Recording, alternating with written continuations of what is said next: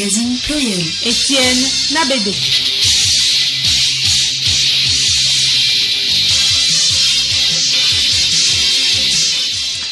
Mesdames, Messieurs, bonjour. Bienvenue dans ce magazine pluriel. Voici le sommaire. Et voilà, édition 2019, c'est parti depuis quelques heures pour une semaine. Le temps a été donné ce matin dans le canton de Pia à l'EPP Kanyalada où les lutteurs de Lao étaient face à ceux de Laoba. C'était en présence du chef de l'État Faure Eswazimna Nyansingbe. Amélioration de l'accès à l'eau potable et à l'assainissement dans la ville de Tablibo.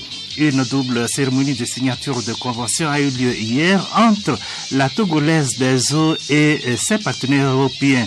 À travers cette coopération, les partenaires entendent apporter leur contribution aux efforts du gouvernement. Lutte contre le terrorisme pour la prévention de l'extrémisme violent en Afrique. Plus de 1000 participants issus de 185 pays étaient en milieu de semaine à Nairobi au Kenya. Le secrétaire général de l'ONU et le président de la Commission de l'Union africaine plaident en faveur du G5 Sahel.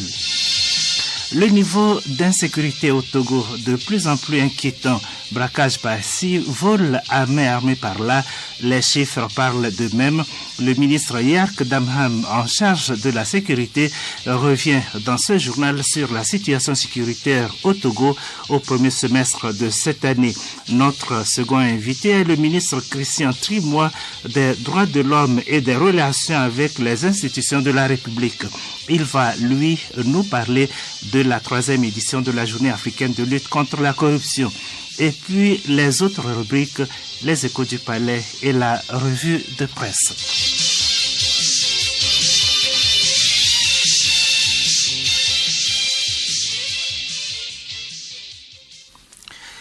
Mesdames, Messieurs, à nouveau, bonjour. C'est donc parti pour l'édition 2019 des Evala. L'ouverture officielle des luttes traditionnelles en pays Kaby a eu lieu ce matin à l'EPP Kanyalada dans le canton de Pia. Les empoignades ont débuté juste après l'arrivée sur le terrain du chef de l'État Faure Eswazimna Nyansingbe. Dans l'arène, ces premières empoignades ont mis aux prises les Evala de Lao et ceux de Laoba. Au décompte final, les Evala de Lao l'emportent sur ceux de Laoba par 27 victoires contre 16. Du côté des Arosa, c'est-à-dire les non-initiés, ce sont les jeunes lutteurs de Laoba qui prennent le dessus. Ils battent ceux de Lao sur un score de 16 points contre 14. Lancement donc ce matin de l'édition 2019 des luttes traditionnelles en pays kabien, un rite initiatique précédé par une cérémonie dénommée la descente de Tchodjo, le souverain sacrificateur. Qu'en est-il exactement? Suivant ce magazine de Yasmine Adoko depuis Kara.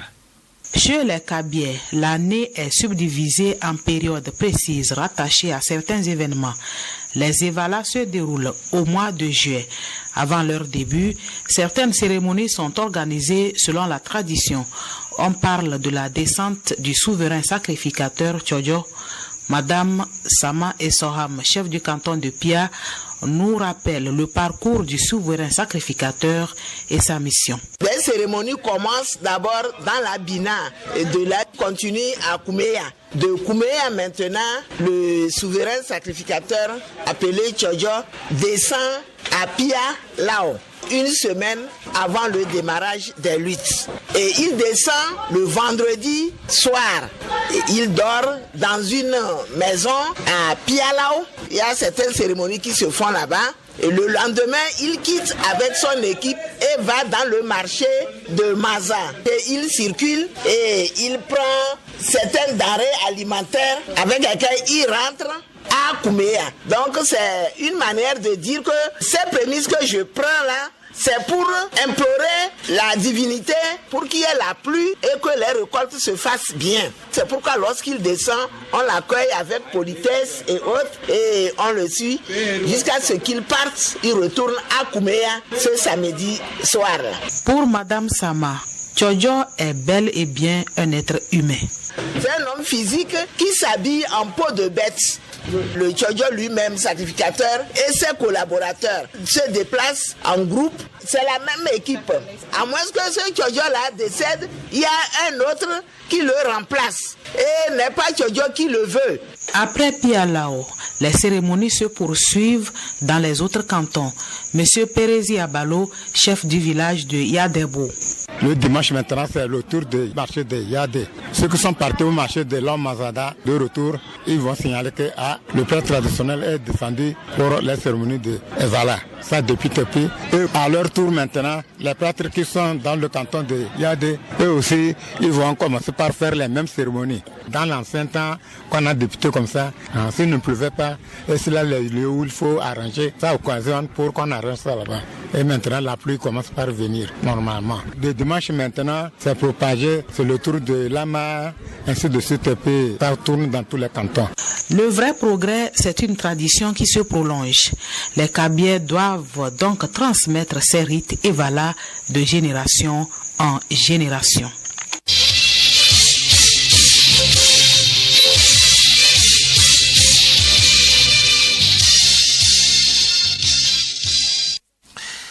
Fin hier de l'atelier de formation à l'intention des forces de défense et de sécurité sur le marquage des armes, l'enregistrement des données et la gestion physique. Cette formation leur a permis de mettre à jour leurs connaissances afin de lutter efficacement contre la prolifération des armes. C'est une initiative de la Commission nationale de lutte contre la prolifération, la circulation et le trafic illicite des armes légères et de petit calibre. Koudouvo Teko Maoulé, président de la commission. Le présent atelier, qui s'achève après 5 jours de travail assidu, a permis aux différents auditeurs de maîtriser les aptitudes et techniques inhérentes à chaque thématique. En effet, pour les uns, il s'est agi de renforcement de capacités en matière de sécurité physique et de gestion de stock d'armes. Pour les autres, cela a porté sur les techniques d'enregistrement de données. Et pour d'autres encore, il a été question de la maîtrise des techniques de gravage et d'inscription des données sur les armes. La formation a reçu l'appui technique et financier du Japon et du Centre régional des Nations Unies pour la paix et le désarmement UNREC. Anselme Yabouri, directeur du centre. Nous accompagnons les autorités togolaises parce que nous sommes le Centre régional des Nations Unies pour la paix et le désarmement en Afrique. Et cette formation est importante parce que cela permet de mettre à jour leurs connaissances par rapport à un certain nombre d'exigences prévues par des instruments internationaux. Nous avons notamment le traité sur le commerce des armes, le programme d'action des Nations Unies pour la lutte contre la circulation des armes légères de petit calibre. Nous avons au plan sous-régional la convention de la CEDEAO de lutte contre la circulation des armes légères de petit calibre. Donc tous ces instruments internationaux édictent un certain nombre de normes et standards auxquels les pays doivent se conformer. Et c'est dans ce cadre-là que cet atelier de formation est organisé au Togo pour permettre donc au Togo de se mettre également en conformité avec ces instruments. Double cérémonie de signature de convention hier à Lomé entre les différents partenaires de mise en œuvre du projet dénommé Amélioration du système de l'eau et d'assainissement de la commune de Tablibo. C'est une initiative de l'ONG Conseil, Gestion et Appui au territoire Congat. Angèle Oumtondi. Les premiers échanges de signatures ont porté sur la convention de projet entre les principaux partenaires de mise en œuvre du PASSAT, entre autres la commune de Tablibo, l'ONG Conseil Appui au territoire et Initiative des collectivités pour la bonne gouvernance Congat ICB, la Togolaise des eaux TDE et l'ONG française Espère Solidaire. Cette convention est un document par lequel tous les principaux partenaires impliqués dans ce projet multi-acteurs se sont accordés en amont sur leur rôle et responsabilités. Avec un budget de plus de 148 millions de francs CFA, ce projet a pour but d'améliorer l'accès à l'eau potable et à l'assainissement dans la ville de Tablibo par l'extension à Tablibo du réseau sur 12 km. Atana Yaovi, chef projet PASSAT. La commune de Tablibo souffrait assez de problèmes par rapport à l'eau. Et à travers notre PDC qui a été appuyé étudié par beaucoup de partenaires. On a fait des diagnostics, on a vu qu'on peut faire des demandes auprès des partenaires techniques et financiers. C'est à cet effet, avec l'appui du Congat, la commune de Tablibo a élaboré un projet d'eau pour mettre au profit de la population. Cette convention commence par donner un grand sourire pour la population de Tablibo à travers le bénéfice. Le présent projet va permettre également l'amélioration de la distribution d'eau par la construction de 25 bonnes fontaines et de kiosques à eau. La deuxième signature de convention a eu lieu entre Mahé Jean-Pierre, représentant le vice-président du syndicat des eaux d'Île-de-France, et Gon Kofi, vice-président de la délégation spéciale de la commune de Tablibo, dans le cadre de la mise en place d'une coopération décentralisée entre ces deux collectivités territoriales autour du projet. Jean-Pierre Mahé. À Tablibo, 71% de la population doit aller chercher de l'eau à plus de 200 mètres et il n'y a que 11% des gens qui ont un branchement privé sur la ville de Tablibo. La commune de Tablibo nous avait contactés pour l'aider à améliorer la desserte, augmenter la taille du réseau, pour augmenter, si possible, le nombre de branchements privés et pour l'aider à mieux surveiller le tarif de l'eau.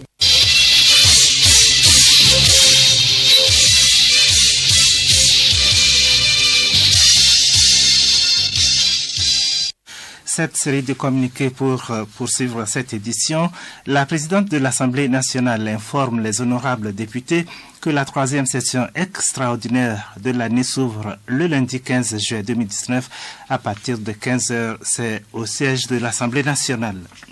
Le président de la Cour suprême du Togo communique. Conformément à l'article 105 du Code électoral, la Cour suprême du Togo proclamera solennellement le mercredi 17 juin 2019 les résultats définitifs des élections municipales du 30 juin 2019. À cet effet, il invite les responsables des partis politiques, groupes de partis politiques et têtes de liste des candidats indépendants à assister à l'audience publique qui se tiendra à 15 heures précises à la salle des audiences de la dite cour, sise au Conseil de l'Entente rue de l'Ocam. Le ministre de l'Enseignement supérieur et de la Recherche informe les candidats à l'examen du baccalauréat deuxième partie Bac 2 de la session de juin 2019 que la proclamation des résultats se fera dans les centres décrits le lundi 15 juillet 2019 à 7h30. Les épreuves orales débuteront le même jour à partir de 10h. Par ailleurs, les résultats seront disponibles par SMS dès le dimanche 14 juillet 2019 à partir de 16h. La direction générale de l'Office du baccalauréat est à votre disposition pour tout renseignement complémentaire. Et puis, à l'attention des élèves, des parents d'élèves, directeurs d'école, inspecteurs de l'enseignement et responsables des formations sanitaires, le programme School Assure, mis en place par le gouvernement, permet d'étendre la couverture maladie aux élèves du secteur public dans notre pays depuis 2017. Le ministre de la Santé et de l'Hygiène publique rappelle que le bénéfice des prestations de santé couvrant les élèves à travers School Assure ne s'arrête pas avec la fin des cours et les examens de fin d'année.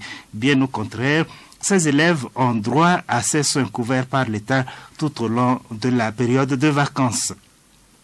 À cet effet, les élèves du secteur public sont donc invités en cas de besoin de soins de santé à se rendre dans les dispensaires, les centres médico-sociaux, les centres hospitaliers préfectoraux et les centres de santé confessionnels où ils pourront bénéficier des soins appropriés.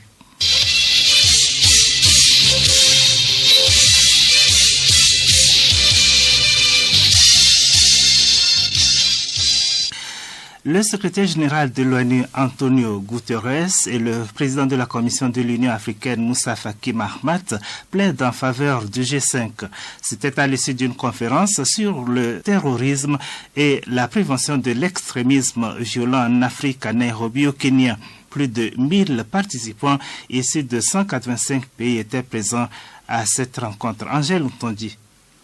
5 ans déjà que le G5 Sahel est né. Pourtant, le constat est amer. Les terroristes sont loin d'être vaincus. À cette conférence, le président de la Commission de l'Union africaine, Moussa Faki Mahamat, a directement pointé du doigt le Conseil de sécurité de l'ONU. J'avoue, dit-il, que nous avons de la peine à comprendre les atermoiements en ce qui concerne les financements des opérations africaines de maintien de l'ordre.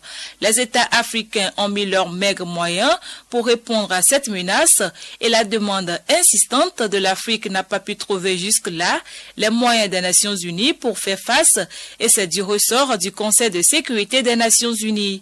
La principale difficulté est que le G5 Sahel n'est pas placé sous chapitre 7 de la Charte des Nations Unies. Impossible donc d'utiliser les moyens de l'ONU ou d'en faire une force de casque bleu. Ce que regrette son secrétaire général Antonio Guterres. Pour lui, le G5 devait être financé par des contributions onusiennes, ce qui lui donnerait plus de capacités. Mais vu que l'organisation est formée avec des ressources moins prévisibles et un mandat plus faible, le terrorisme, lui, ne fait que progresser. Aujourd'hui, le Ghana, le Bénin, le Togo et la Côte d'Ivoire disent qu'ils arrivent à leurs frontières. Il est crucial que les forces africaines antiterroristes aient le mandat adéquat. Visite hier de Federica Mogherini, la haute représentante de l'Union européenne pour les affaires étrangères et la politique de sécurité en Centrafrique. Elle s'y est rendue précisément dans la ville de Boua avec le président centrafricain Faustin Archange Touadéra. Une visite qui avait notamment pour objet le lancement de projets européens d'appui à la restauration de l'autorité de l'État.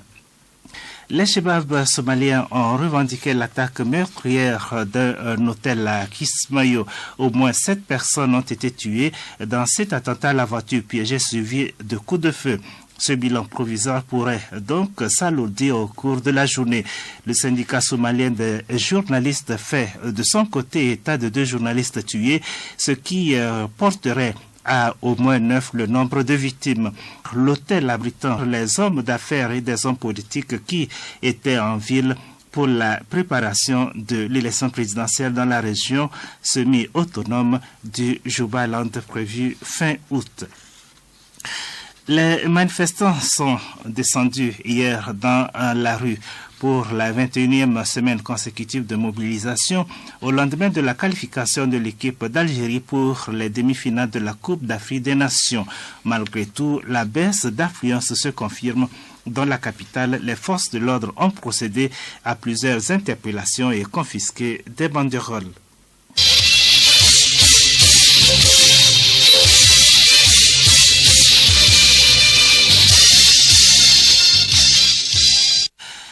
Deuxième partie de ce journal, invité du journal, le ministre de la Sécurité et de la Protection civile a dressé en début de semaine le bilan de la situation sécuritaire au Togo au premier semestre de l'année en cours. Des chiffres inquiétants, mais pas aussi alarmistes, selon les premiers responsables du ministère en charge de la sécurité. Nous revenons donc sur quelques chiffres et surtout sur le rôle de chaque citoyen pour mettre fin à l'insécurité grandissante au Togo. Pour nous en parler, nous recevons le ministre en charge de la sécurité, Yak Damham. Le ministre est au micro de Gabriel Laïna. Monsieur le ministre, bonjour. Merci pour la disponibilité. Vous avez les chiffres, monsieur le ministre, 66 assassinats, 68 faits de cambriolage, 45 braquages et 31 vols, bon, pour ne citer que ceux-là. Comment se porte la sécurité aujourd'hui au Togo? Merci beaucoup. Les chiffres, c'est les chiffres nationaux. C'est les chiffres sur toute l'étendue du territoire.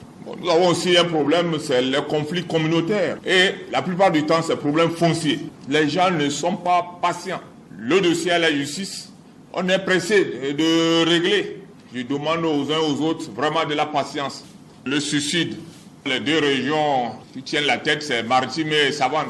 Ailleurs, on dit que c'est parfois une petite dispute entre mari et femme, tout de suite. Le gars dit non, je ne peux pas vivre cette honte, je m'en vais. Si ce n'est pas produit toxique, c'est la pendaison. Donc, nous devons aussi sensibiliser nos compatriotes. Ce n'est pas la bonne voie, ce n'est pas la solution. Mort pas foudroiement, ça arrive. Et si j'ai peut-être un petit conseil à donner, évitez les hautes tensions ou les armes Il pleut, on va s'abriter sous un arbre. Surtout vers le nord, vous abritez sous le néré. Donc il faut éviter même les arbres. Oui, vous l'avez dit, il faut de la patience et la collaboration de tous les concitoyens pour mener à bien cette lutte contre l'insécurité au Togo. Mais que répondez-vous à certains de compatriotes qui pensent que le gouvernement est indifférent vis-à-vis de la situation? Le gouvernement, il travaille tous les jours. Vous ne pouvez pas imaginer les instructions que nous recevons, les instructions que nous donnons aux forces de défense et de sécurité. Il y a des résultats qui sont obtenus, mais il y a encore d'autres qui courent. Et je voudrais solennellement aussi demander la collaboration de nos compatriotes. Je dis ces jeunes, ces individus ou habitent dans des maisons avec des compatriotes, disons, honnêtes, ou ils habitent à côté, que les gens acceptent collaborer avec les forces de sécurité en donnant la bonne information. Le phénomène ou le mode opératoire ces derniers temps, c'est le même. Et dans la recherche des solutions, nous avons eu une séance de travail avec les banquiers le 14 mai dans cette salle. Nous leur avons dit il y a des choses qui se passent qui non seulement n'honorent pas les forces de sécurité, mais vous aussi. Parce que si demain, un client qui sort d'une banque est braqué, demain il va dire il n'a plus confiance à la banque. Donc nous devons travailler ensemble pour trouver la solution. Nous allons prendre notre parti, mais nous vous demandons aussi de collaborer. Et dans les différentes propositions, nous sommes même allés leur dire. Souvent, quand des clients veulent prendre des sommes importantes, ils appellent. On leur dit, venez dans 1 heure, 2 heures. Il dit, pendant ce temps, alertez nos services pour qu'ils accompagnent le client après avoir retiré son argent. Appelez, nous avons des numéros verts.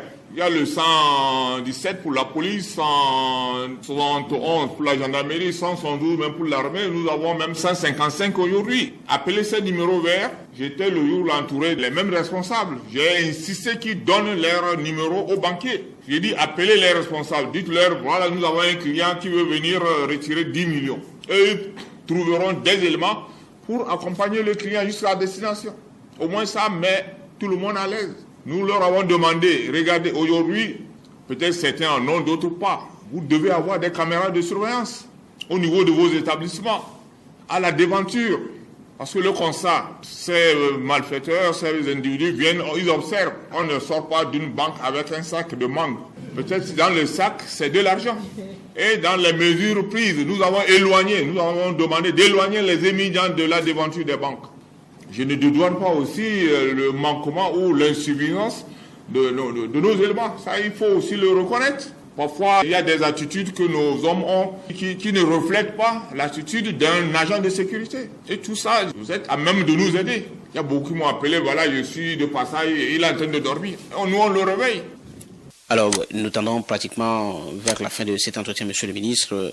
Quel est votre mot de fin? Je voulais encore renouveler la compassion du gouvernement à tous les compatriotes qui ont été victimes de ces actes répréhensibles et rassurer tout le monde que le gouvernement travaille pour mettre tout le monde à l'abri de ces faits de société. Nous allons chercher à arriver à la perfection. C'est pas moi qui le dis, c'est qu'on ne peut jamais finir les voleurs, mais on fera le maximum.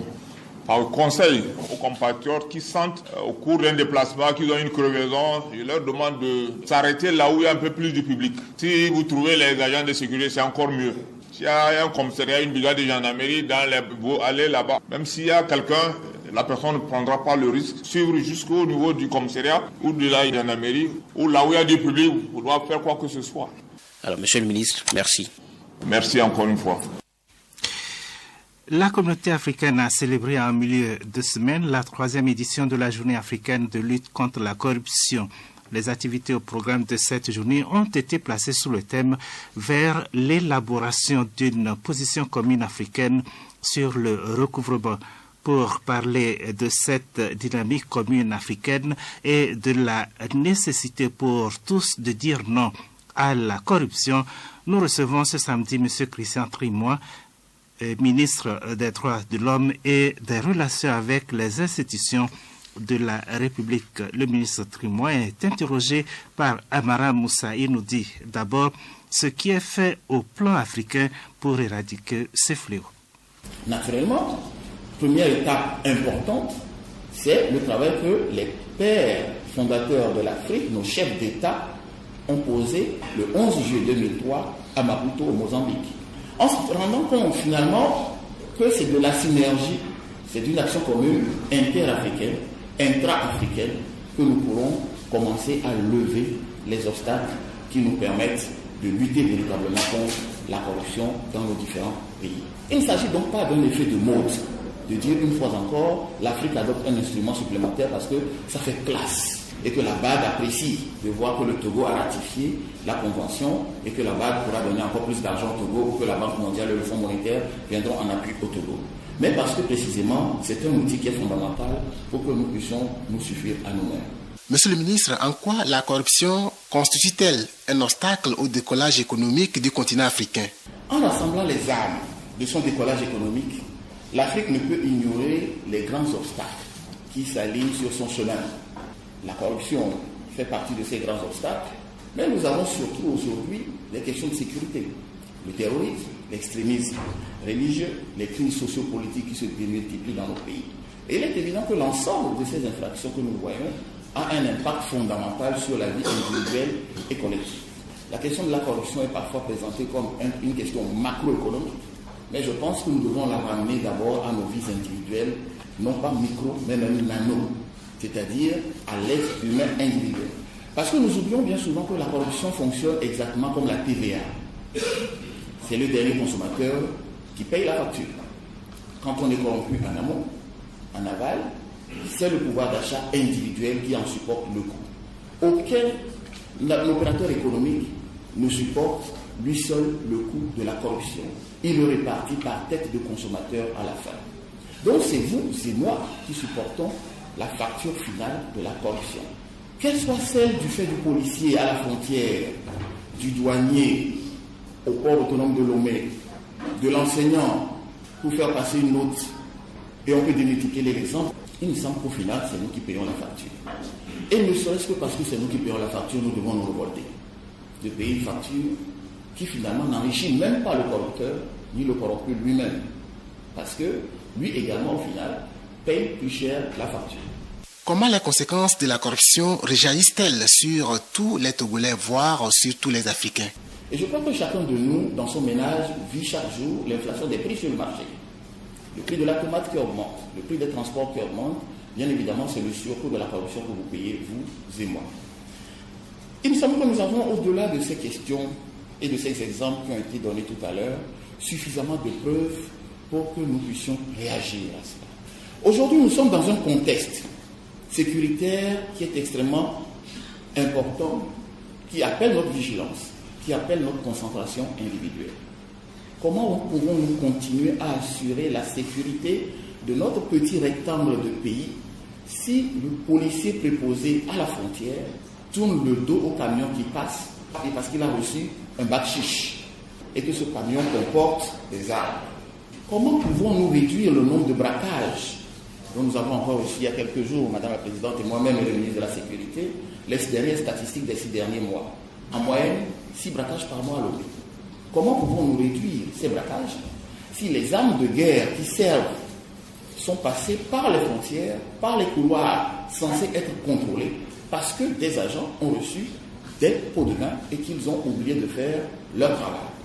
Comment pouvons-nous assurer la construction de salles de classe si l'entreprise qui surfacture est obligée de le faire parce que sur la procédure se trouve un certain nombre de personnes à qui elle doit glisser une part de son marché? Bien évidemment, nous surenchérissons le coût de construction des classes et naturellement, nos enfants continueront à rester sur des appartements pour suivre leur cours. Une dose préventive antipaludéen est moins de 1000 francs CFA. Quand vous prenez 10 000 francs, vous avez privé 10 enfants, dont le vôtre, sans le savoir. Parce que précisément, le jour où il fera sa crise de palu, qu'il arrivera au CHR ou au CMS du quartier, naturellement, la pharmacie sera vide. Et votre enfant va périr. Vous ne voyez pas la conséquence immédiate. Parce que entre le fait que vous avez posé et le décès de votre enfant, se trouve du temps, se trouve de l'espace et plusieurs hommes. Si nous prenons conscience de cette petite histoire, alors nous voyons la corruption différemment. Ce n'est pas simplement le problème du trésor qui a besoin bien évidemment de l'argent. C'est d'abord notre problème individuel. Avant d'arriver à l'échelle africaine, c'est notre problème individuel. Il me semble que si nous ne prenons pas la dimension individuelle de la corruption, nous ne pouvons pas monter dans les échelles supérieures, l'échelle nationale, l'échelle africaine. Aujourd'hui, les chefs d'État et de gouvernement multiplient des initiatives pour l'émergence du continent africain. Monsieur le ministre, pensez-vous que la corruption peut compromettre toutes ces actions de développement? Comment pouvons-nous donner du succès aujourd'hui à la zone de libre-échange que nos chefs d'État ont officiellement lancée le 6 juillet à Niamey, en libéralisant les frontières de nos pays pour tout ce marché important? Il n'y a que de la corruption. Du Nigeria au Togo, il est évident que la corruption qui se passe au Nigeria aura un impact sur le Togo. Comment pouvons-nous attirer tous les investisseurs que nous nous promettons pour le PND si les magistrats ne leur assurent pas une application du droit? Aujourd'hui, avec le forum UE Togo que nous avons eu, nous sommes à peu près 25% du financement qu'il nous faut sur les 4 622 milliards nécessaires. Les 75% qui restent doivent venir de la conviction des acteurs qui sont dans un pays sur lequel ils sont en sécurité juridique, en sécurité financière, en sécurité commerciale, et que les hommes et les femmes sont des hommes intègres. Sinon, tout notre travail est à l'eau. Monsieur le ministre, une fois gagnée la lutte contre la corruption, est-ce à dire que l'Afrique ne dépendra plus trop de l'extérieur pour son développement? 148 milliards de corruption annuelle payés par l'Afrique, 146 milliards d'aide publique au développement, faites vous-même la différence. C'est-à-dire qu'avec le surcoût unique de la corruption, nous pourrions nous passer de toute l'aide au développement. Donc nous autosuffisons. Payer nous-mêmes tout ce que nous voulons sans avoir besoin de dépendre. Et donc nous nous privons d'une certaine manière de l'outil de l'indépendance économique, de l'indépendance sociale pour toute l'Afrique. Il me semble que cela justifie simplement le thème que nous avons pour cette 3e journée, vers l'élaboration d'une position commune africaine sur le recouvrement des avoirs. Comment recouvrer 148 milliards de dollars pour le réinjecter dans nos économies sur des questions sociales, des questions de renforcement du pouvoir d'achat. Sur cette question, c'est une réflexion commune, togolaise, africaine, chacun de nous doit s'y mettre d'une certaine manière. Et il n'est pas suffisant d'avoir quelques cerveaux pour cela, mais impliquer la totalité de nos administrations, de nos communautés, de nos collectivités. Justement, parlant du Togo, monsieur le ministre, quelles en sont les actions gouvernementales contre la corruption? Pour sa part, le gouvernement togolais a posé des actes depuis de très longues années déjà, qu'il consolide au fur et à mesure. Je donnerai que quelques exemples. En matière institutionnelle, aujourd'hui, nous avons, c'est vrai, les plus jeunes, la RAC-Lucia, les CENTIF, mais nous avons engagé depuis quelque temps un renforcement des autres institutions. Aujourd'hui, nous sommes en renforcement de l'inspection générale d'État, de la Cour des comptes, qui désormais va intégrer également la discipline budgétaire dans ses compétences, donc la possibilité d'un contrôle des fautes de gestion, des fautes de contrôle, des ordonnateurs, des comptables, des vérificateurs et également de tous ceux qui sont chargés de la passation de marché.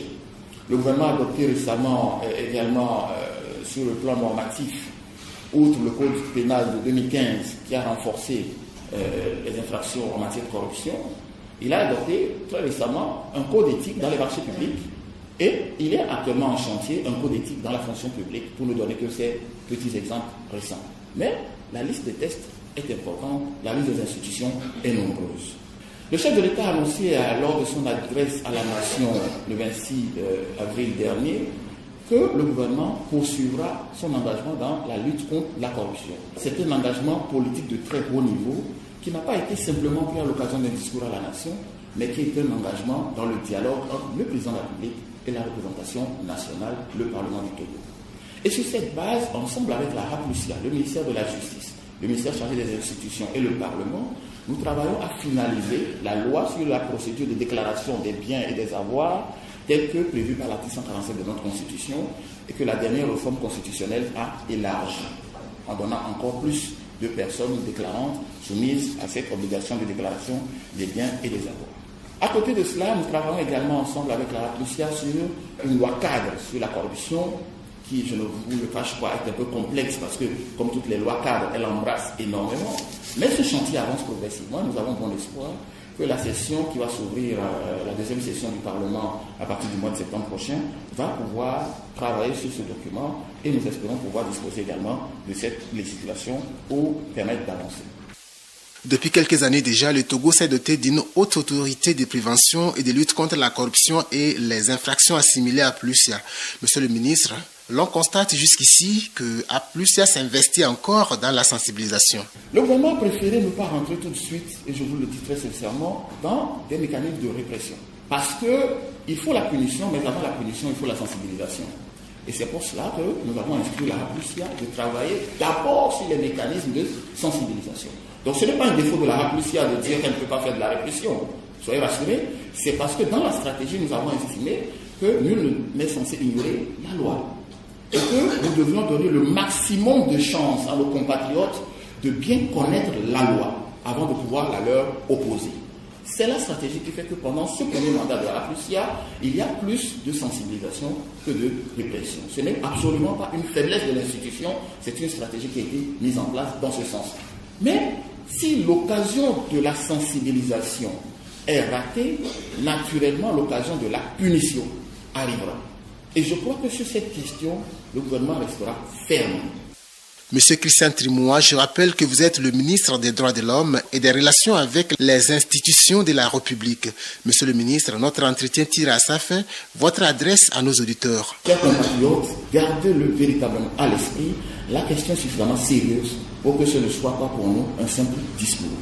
Si la sensibilisation est ratée, la répression suivra. Et elle suivra de façon implacable. Mais nous espérons que nos compatriotes étant attachés à la vertu naturellement et ayant de grandes ambitions pour notre pays, vont pouvoir entendre ce message sur la sensibilisation, la nécessité de préserver les données publiques et de sorte que nous puissions dégager suffisamment de ressources pour construire un bel État comme nous le rêvons chacun. Je voudrais simplement vous exhorter à pouvoir continuer la réflexion. Nous attendons aujourd'hui de Aplusia et de toutes les autres institutions qui interviennent une synergie d'action. La nécessité d'avoir une relation intime entre Aplusia, la scientifique, la Cour des comptes, les tribunaux, me semble fondamentale dans les perspectives immédiates. La seconde, il me semble que nous devons réfléchir encore plus en profondeur sur la possibilité de renforcer notre justice. C'est vrai, un programme de modernisation a été mis en place, renforcé par différents programmes appuyés par des partenaires, mais nous pouvons réfléchir à la formule, par exemple, de disposer d'un paquet financier auprès du tribunal de Lomé, qui soit le pendant judiciaire des actions qui sont menées par la Aplusia et par toutes les autres institutions. La même nature que nous pensons par exemple à mettre en place un poste antiterroriste, puisque le lien entre le terrorisme et la corruption est aujourd'hui avéré, établi. Il suffit simplement de regarder un peu comment les choses fonctionnent pour s'en convaincre. Si nous mettons toutes ces réflexions ensemble, il me semble que nous renforcerons non seulement notre sécurité économique, mais nous renforcerons également notre sécurité physique. Et nous dégagerons suffisamment de moyens pour réaliser le rêve que nous avons pour notre beau pays d'être l'or de l'humanité. Merci. Merci également à vous, monsieur le ministre.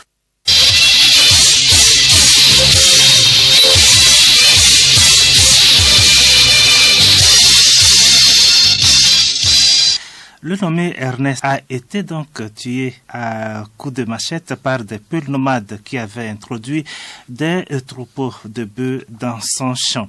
Accusés d'homicide volontaire et de violence volontaire, les inculpés ont été condamnés à 10 ans de réclusion criminelle par la cour d'assises de Lomé. Les échos du palais, c'est avec Hélène Assabi. Les faits se sont déroulés le 30 avril 2012. Vers 5 heures du matin, Ernest et sa famille venaient à peine de se réveiller dans leur ferme de Katako-Kopé dans le village de Dapan-Kopé dans la préfecture de l'Est-Mono lorsqu'ils virent des troupeaux de bœufs conduits par des bouviers nomades Peuls se diriger vers leur champ situé non loin de leur maison. Rapidement, Ernest se dirigea vers les Peuls nomades avec son fils Comblan pour leur demander de changer d'itinéraire.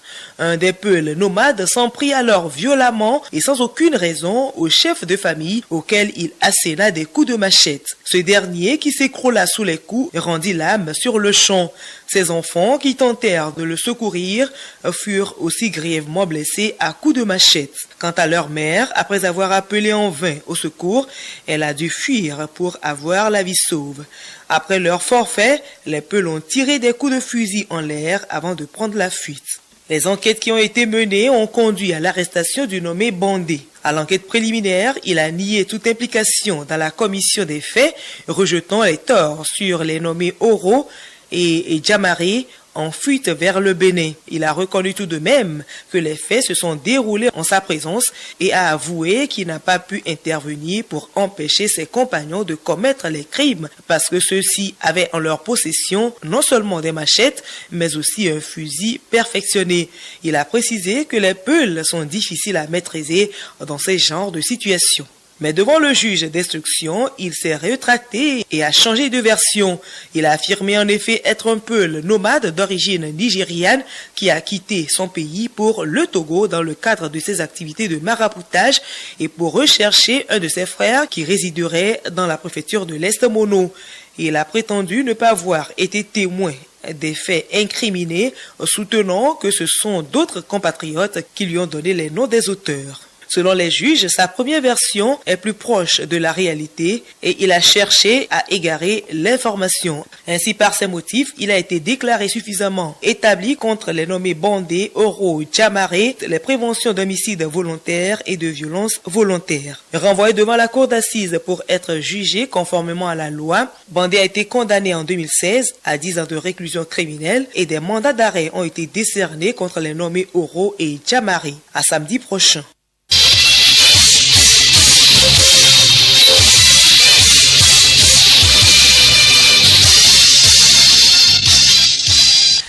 Dernière rubrique de ce journal, revue de presse. Recrudescence des braquages à Lomé.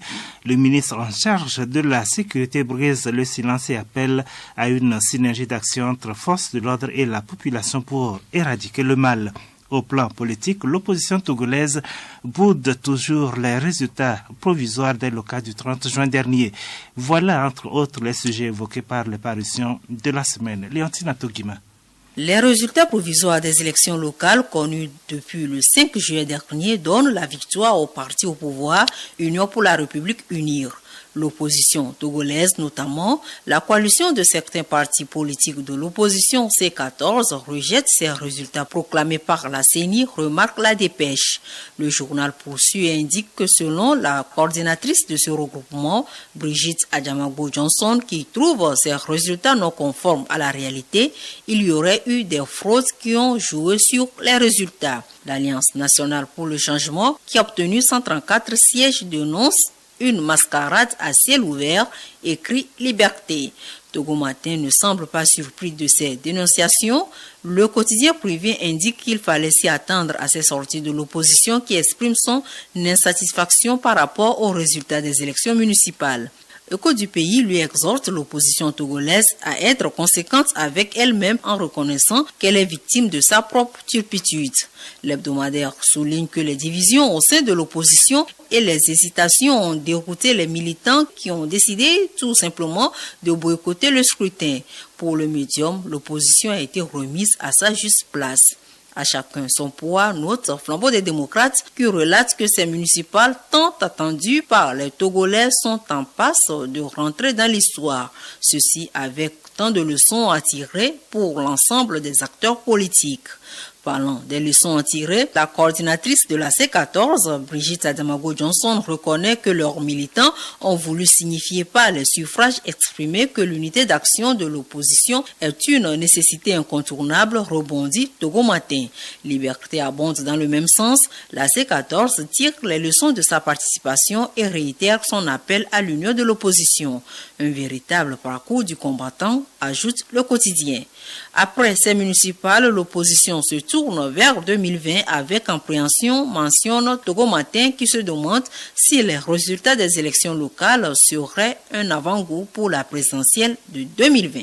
Braquage à répétition à Lomé, le général Yak Damhan appelle à une synergie entre les forces de sécurité et la population, titre Togo Matin. Écho du pays renchéri. Pour la situation sécuritaire au premier semestre 2019, les cas de braquage retiennent l'attention du ministre de la Sécurité et de la Protection civile qui était face à la presse mardi. Yak Damhan sollicite une franche collaboration de la population avec les hommes entrés pour démanteler les réseaux des braqueurs, relate l'audience dans ses colonnes. Autre sujet évoqué par les parutions de la semaine, la participation du chef de l'État, Faure Esozimna Gnassingbé, au 12e sommet de l'Union africaine tenu dimanche à Niamey au Niger. La zone de libre-échange continentale ZLEC, officiellement lancée, nous informe Écho du pays. Zone de libre-échange continentale que gagne le Togo, s'interroge Flambeau des démocrates. D'après ce journal, le chef de l'État togolais, en posant sa signature sur le document portant création de la ZLEC, a engagé une responsabilité qu'il est tenu d'assumer, celle d'outiller les jeunes entreprises du pays de façon qu'elles puissent très vite acquérir la dimension requise pour affronter les épreuves qui s'annoncent sur le marché continental. Culture pour finir, les luttes EVALA ont démarré ce samedi dans la COSA.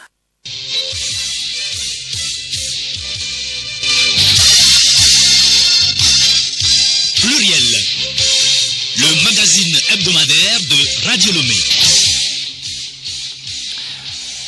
Pluriel de ce samedi 13 juillet 2019, c'est donc fini. Merci de l'avoir suivi. Retenez tout simplement que les luttes traditionnelles, l'édition 2019 en pays Kabylie, elles ont démarré ce matin dans le canton de Pia en présence du chef de l'État.